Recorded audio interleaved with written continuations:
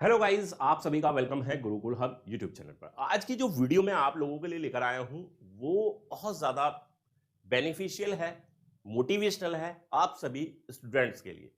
ये जो वीडियो है, इस वीडियो की अगर बात करूं, ये केवल रेलवे के लिए नहीं है ना, केवल रेलवे के लिए नहीं है, केवल एसएससी के लिए नहीं है, केवल कोई पुलिस का एग्जाम है उसके लिए नहीं है ना, कोई यूपीएससी की तैयारी कर रहा है तो केवल उसके लिए नहीं है, ये सभी के लिए है। हर उस स्टूडेंट के लिए है जो नौकरी चाहता है। क्या चाहता है? नौकरी। अपने कैरियर को एक सरकारी क्षेत्र में बनाना चाहता है, एक सरकारी नौकरी के साथ अपने कैरियर को बनाना चाहता है, उसी के जरिए अपनी लाइफ को सिक्योर करना चाहता है, सेटल करना चाहता है। अब इस नौकरी को पाने के लिए हमारे सामने बहुत सारे चैलेंज हैं। सबसे पहले तो अपनी पढ़ाई। भाई हम अपनी पढ़ाई उस प्रकार की नहीं कर पा रहे, है ना। तो आज का मेरा जो मेन मोटिव है वो पढ़ाई के ऊपर ही रहेगा। हालांकि बहुत सारी चीजें, पढ़ाई भी है, हमारा समाज भी है, ठीक है, जो कहीं ना कहीं हमें इस तरफ लाने के लिए मोटिवेट भी करता है और कहीं ना कहीं इससे दूर की तरफ धकेलने का काम करता है। वो है हमारा सोसाइटी, वो है हमारा समाज। इसके बारे में हम बात नहीं करेंगे, इसके बारे में बहुत बातें पहले हो चुकी हैं और होती रहती हैं, और ये आप अच्छी तरह से इससे भली भांति आप जान पा रहे हैं। अब पढ़ाई हमारे लिए जरूरी है, ये आप जान रहे हैं, है ना। मैं कोई यहां पर रॉकेट साइंस आपके लिए लेकर नहीं आया हूं। मैं बिल्कुल सीधी सी सिंपल सी चीजें आपके सामने रखूंगा, है ना। कुछ चीजों को समझने की आपको जरूरत है, शायद अगर आप नहीं समझ पा रहे हैं अब तक, क्लियर, तो वो सारी चीजें आज की इस वीडियो में मैं आपके सामने रखूंगा। वीडियो को लास्ट तक देखना और बातें आपको समझ में आएंगी, ये दावा है मेरा आपके।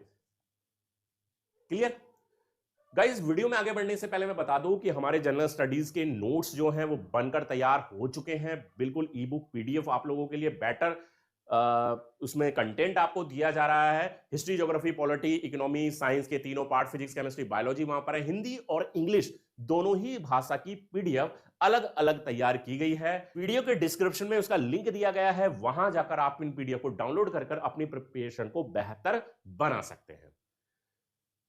तो गाइस, हमें नौकरी तो चाहिए, लेकिन नौकरी तब मिलेगी जब हम पढ़ाई ठीक से करेंगे, है ना। पढ़ाई करने का क्या एक वे होता है, एक तैयारी करने का एक तरीका क्या होता है। भाई मान लीजिए आप कोई काम कर रहे हैं, काम करते हैं, काम का मतलब कोई प्राइवेट जॉब कर रहा है, होंगे काफी सारे, जो इस वीडियो को देख रहे हैं उनमें से काफी सारे प्राइवेट जॉब वाले होंगे। दूसरा होगा कि आप कोई बिजनेस कर रहे हैं।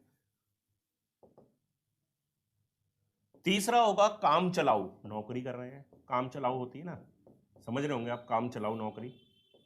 भाई किसी की दुकान पर काम कर रहे हैं, किसी मेडिकल स्टोर पे काम कर रहे हैं, किसी कपड़े वाले की दुकान पे काम कर रहे हैं, है ना। और एक होता है केवल कुछ नहीं कर रहे हैं, सेल्फ स्टडी कर रहे हैं, ठीक है, या घर से तैयारी कर रहे हैं, कोचिंग से तैयारी कर रहे हैं। मतलब कहने का मतलब है केवल सेल्फ मतलब स्टडी कर रहे हैं। चाहे आप कोचिंग से करें, वो भी सेल्फ ही है। कोचिंग वाला कोई आपका पेपर नहीं देकर आने वाला है, पेपर आपको ही देना है, तो मैं उसे भी सेल्फ स्टडी की कैटेगरी में रखता हूं। अब चार तरह के बंदे हो आप, है ना। कमेंट में बताइए कि आप कौन से वाले हैं, पहला, दूसरा, तीसरा, चौथा। क्लियर? प्राइवेट जॉब, और हां इसमें एक पांचवा और आ जाएगा, जो ऑलरेडी गवर्नमेंट जॉब पर है लेकिन कुछ बेटर जॉब चाहता है। ऑलरेडी गवर्नमेंट जॉब है, यानी कि ग्रुप डी की जॉब पर है तो चाहता है एनटीपीसी में सिलेक्शन हो जाए, एसएससी एमटीएस की पोस्ट पे है तो चाहता है मेरा एसएससी सीजीएल हो जाए, है ना। कहीं पुलिस कांस्टेबल है तो वो चाहता है एसआई हो जाए, है ना। तो इस तरह के बंदे भी होंगे। तो पांच टाइप के हमारे पास ये बंदे हैं जो एग्जाम की तैयारी अभी फिलहाल कर रहे हैं। अब नौकरी कैसे मिलेगी? जब हम बेहतर पढ़ाई करेंगे, बेहतर स्टडी कर लेंगे, तब हमें नौकरी मिलने वाली है ना। अब आपको इसमें से समय निकालने की जो पढ़ रहा है वो तो केवल पढ़ रहा है, लेकिन जो गवर्नमेंट जॉब कर रहा है, काम चलाओ नौकरी कर रहा है, बिजनेस कर रहा है, प्राइवेट जॉब कर रहा है, उसको इसी टाइम फ्रेम में से, जो आपके पास पूरा 24 आवर्स का टाइम है, अब उसमें आपने 8 घंटे लगा दिए, 10 घंटे लगा दिए, 12 घंटे लगा दिए, 15 घंटे लगा दिए, उसी में से आपको अपनी पढ़ाई के लिए एक मिनिमम टाइम की रिक्वायरमेंट रहती है ना, जो 5 से 6 घंटे अप्रोक्स में मान के चलता हूं भाई, एक कॉम्पिटिटिव एग्जाम को पास करने के लिए, ठीक है, जो गवर्नमेंट जॉब में ऑलरेडी है, मैं मानता हूं चलो उसको थोड़ा 1-2 घंटा कम भी अगर चला, क्योंकि ऑलरेडी वो एक एग्जाम को पास कर चुका तो वो तैयार तो पहले से है, बट जिस एग्जाम के लिए जा रहा है वो उस हिसाब से अपने आप को थोड़ा सा तैयार करना है ना। तो ये 5-6 घंटे की आपको रिक्वायरमेंट रहती है, तो हमें पढ़ाई भी कुछ इसी वे में करने की जरूरत होती है जैसे हम अपने अन्य कामों को करते हैं। मतलब अगर आप किसी कंपनी में प्राइवेट जॉब कर रहे हैं तो आपका एक पर्टिकुलर एक टाइम होगा कि सुबह 9 बजे जाना है और शाम को 6 बजे घर वापस आना है। होता कि नहीं होता है? यही होता है।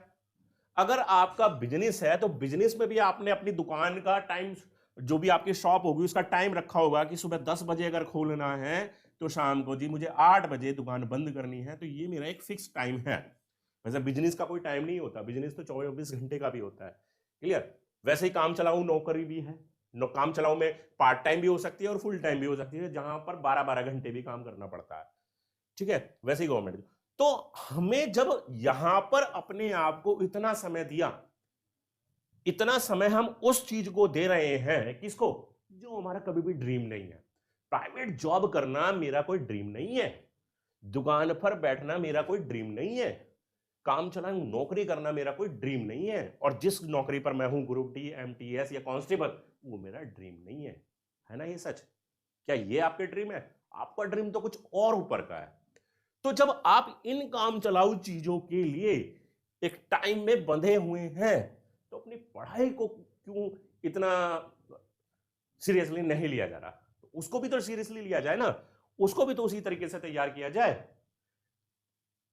जितना डेडिकेशन के साथ। अब डेडिकेशन तो खैर आप जानते हैं कि हम नौकरी को डेडिकेशन के साथ करते हैं कि नहीं करते, लेकिन मैं मानता हूं नहीं भी करते तो करनी तो पड़ती है ना। अगर आपको टाइम के हिसाब से अगर काम दिया गया, भाई आज ये काम आपको कंप्लीट कर लेना है, तो आपको काम कंप्लीट करके देना पड़ेगा, नहीं तो आपको डांट पड़ेगी ना।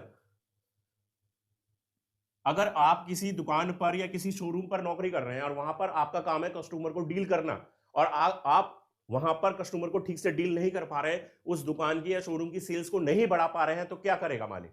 आपको डांट लगाएगा, फटकार लगाएगा। हो सकता है जब ये चीजें जरूरत से ज्यादा बार हो जाएंगी तो शायद आपको नौकरी से फायर भी कर दिया जाए, निकाल दिया जाए, होगा ना ऐसा?